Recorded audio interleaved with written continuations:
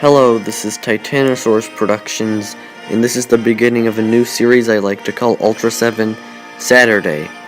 Every Saturday morning, you get to see me review an Ultraseven episode.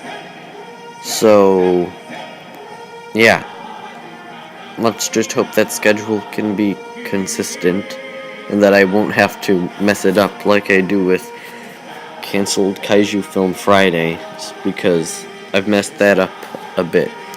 So anyway, what I'll be doing for Ultraseven Saturdays is I will, let's see here, I will review an episode of Ultraseven. So, today we will be starting off with episode 1, which is Enter Dan Moroboshi, which I believe is I don't know if it's like the English title or the Japanese title or whatever, or the DVD title or whatever it is. That's the title I'm going with. So, in this episode, we learn that there's this group called the Terrestrial Defense Force, which is basically, I guess, a military stand-in, and they have this big base, and inside that base is the Ultra Guard, which stops like paranormal activity, and they've got all these cool weapons and vehicles and stuff. And this spaceship comes around, and people start disappearing, and the Ultra Guard goes to check it out, and they meet this guy named Dan Moroboshi, who is secretly Ultraseven, and eventually he tells them that it's dangerous to go past the point they were about to go to, and he's right, because the spaceship is starting to fire lasers at them, or not lasers, but some sort of beam at them, and it's like sort of like a ball of something, or whatever it is, the beam effects. It's not, or whatever, it's just their weapon at them. And then after that, the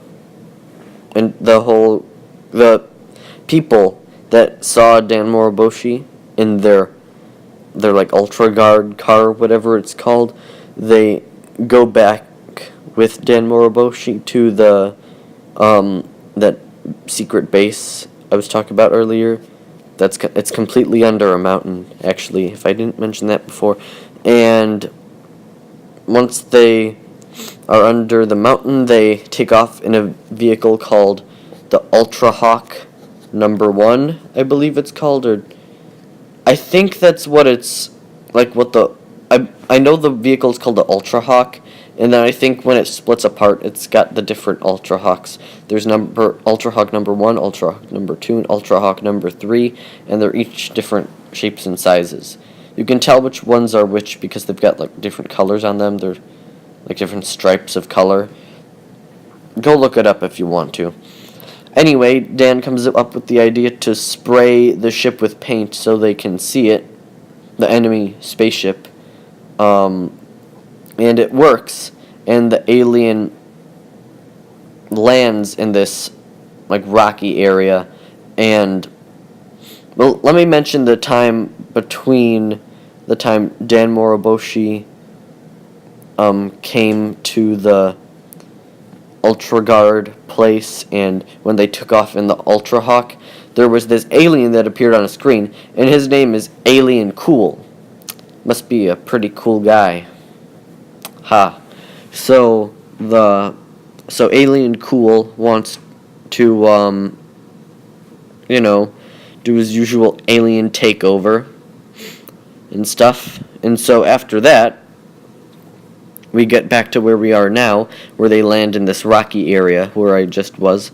And since the enemy spaceship crashed, it starts to send out many spaceships. And then we discover that Dan Moroboshi has like these monster capsules that he can throw out, and monsters will appear out of them. And the first one we meet is Windam, which is basically sort of like a giant robot bird, but still it's It's basically your giant monster action for the episode, because there are no other giant monsters in the episode, and you may be surprised, but this is a science fiction series, and not specifically a giant monster series, but because Alien Cool would be considered the monster for the episode, or because this series is more focused on aliens, so if you came here for monsters, you could consider Windam a monster, because he's a giant robot with a beak, and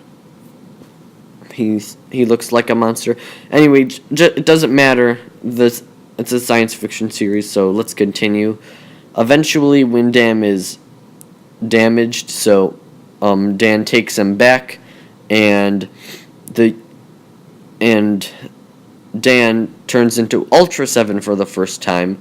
Not with the Ultraseven transformation that's used for the rest of the series, but anyway, for this transformation he just jumps and then he turns into Ultraseven, and then he's not big in this episode except for, well, the picture you can see right now, or I don't know if the picture is still there, we might be past it already, but still,